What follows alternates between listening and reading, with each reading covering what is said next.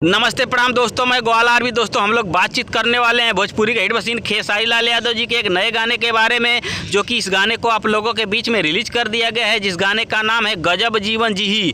दोस्तों इसी गाने के बारे में आज मैं इस वीडियो में कुछ बहुत ही बड़ी जानकारी देने वाला हूं। तो दोस्तों अगर आप मेरे चैनल पर नए हैं और खेसारी लाल यादव जी के सच्चे फैन हैं तो वीडियो को दिल से लाइक करके ग्वाल आरवी चैनल को सब्सक्राइब करना बिल्कुल ना भूले। खेसारी लाल यादव जी की फिल्म संघर्ष 2 का एक बहुत ही जबरदस्त और महंगा गाना बनाया गया था, जिस गाने का नाम था गजब जीवन जी ही। और दोस्तों इस गाने की वीडियो बहुत ही जबरदस्त और तगड़ी वीडियो बनाई गई है। और इस गाने की लिरिक्स की बात करें तो लिरिक्स और म्यूजिक बहुत ही जबरदस्त है।